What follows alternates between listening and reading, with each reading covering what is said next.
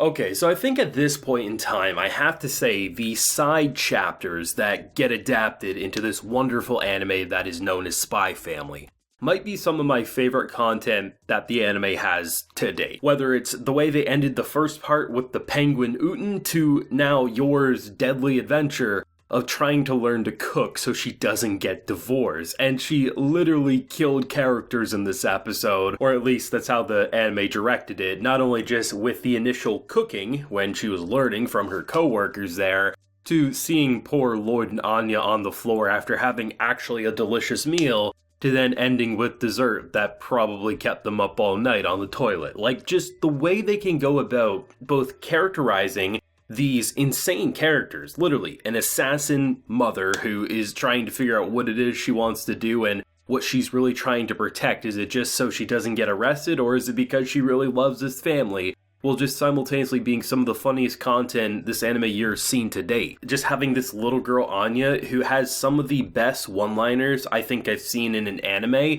and most importantly, probably the best one-liners I've seen a child character in an anime ever deliver. The fact that I was literally thinking this alongside it, and you might be able to argue, well, if you're thinking it and the character says what you're thinking, well, clearly the writing's not making anything that original or complex. But no, it's perfect. Like, I was looking at this meal, and I was like, man, this is like feeling like the Last Supper for them. And then Anya says, oh, this is gonna be like the Last Supper here, before she realizes the stew's actually delicious. I just love how the show has so much fun with this odd family. We have this kid who can read minds, you have a father who literally is the greatest spy imaginable and can honestly dress up to make that himself look like the most beautiful of women as he helps Frankie on his date, to then having an assassin Yor, and I love how you never quite know where the story's ever gonna go in any episode. Like, you knew it wasn't bad, or at least I knew it wasn't bad when she was coming home late. You have Lloyd very suspicious, and you saw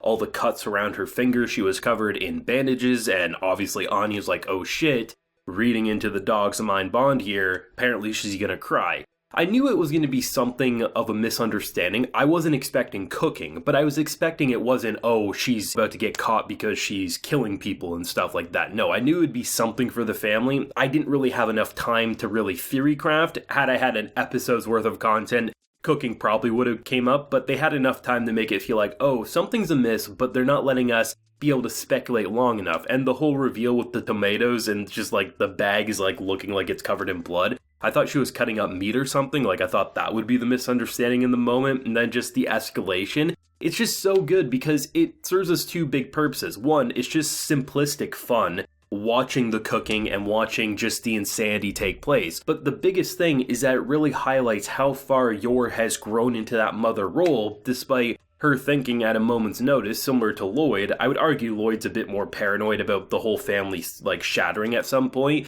But Yor has her own feelings and doubts because, literally, in a moment's notice, she could be arrested for going against the country or anything like that. And then to just see how she's basically just, saying that it's, oh, she doesn't want to get divorced. But the main reason behind not wanting to get divorced is because she generally loves this family. And I love seeing the different characters and how they're dealing with what's so fake at surface level, but has become so real in such a short amount of time. And if anything, I think the dog has brought him even closer. I like seeing the little moments with Lloyd, making sure that the dog waits to be told that it's okay to eat so it doesn't become a menace inside the home. Of course, Bond wouldn't, but it's understandable why someone like Lloyd, very professional, he's taught the rules and he follows the rules quite well, would train his dog to be just that, because, as he mentioned, he's going to train it in defensive maneuvers and things like that. But I just really enjoyed it, especially, I wasn't expecting to have Camellia, who kind of seems like a bitch at her work, actually have this kind of sweet side where she really opened up in some subtle ways, but you notice her, generally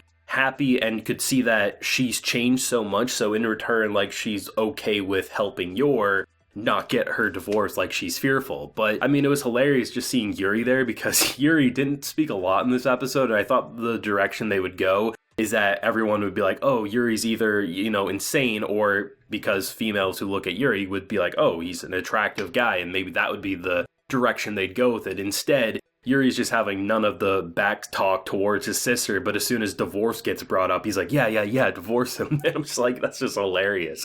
The show's just great, man. Like, Spy Family is my favorite show this season. It was my favorite show when it was initially airing, and truthfully, it's one of my favorite shows that has come out this year. And I mean, it's basically, there's a few shows that kind of fight for, is it the first or is it the third favorite show of this year? But they're all pretty much the same for me, and I just love how Spy Family, it generally feels like it gets better. An episode like this isn't the most complex. It's not the episode that people are gonna talk about when recommending Spy Family to someone who hasn't watched it, and it may not be the episode that gets talked about the most this week, and maybe a lot of people who normally would talk about it will skip it because maybe it's not the most plot-driven episode. But the crazy thing about Spy Family is that there's never a dull moment. It has a few different ranges it works for. It has the political sabotage, World War story that could happen at any given moment, the fake family turned real, which has its moments of hilarious and sweet and sometimes dramatic, and then it also just kind of has like a slice of life vibe that just really connects with me. Like, they didn't need to have the little 5 minutes of Frankie, but I like the concept because it serves two purposes as well. One, it shows Frankie, and we don't see Frankie a lot, but also, like, you know, he's really trying his hardest to get a date, and then it ultimately fails. So it's kind of like a hilarious moment, but also a little sad given he was generally depressed. But then it ties back to Lloyd's own feelings of why he separated himself from, you know, the place that they're going before meeting up with Frankie, and how he's like, neither one of us can get connected, right? So he's like saying, like, even if you got the date, it wouldn't work out because we live for our jobs. Of course, we know Lloyd is starting to doubt in that thought process more, but as you see, serves as a fun little Frankie side story, but also reinforces Lloyd's own self-doubts, alongside how this episode did so with Yor and her cooking and, you know, not wanting to get arrested, but really just wanting to make her family happy. I also like the little small details they do with the animation, and it's very easy to miss, but the initial scene when Anya sees Frankie across the street, she actually looks both ways before running and crossing the road. And I think it goes a long way because she's a girl who literally never really had a normal life and wasn't really taught a lot of things. Hell, she's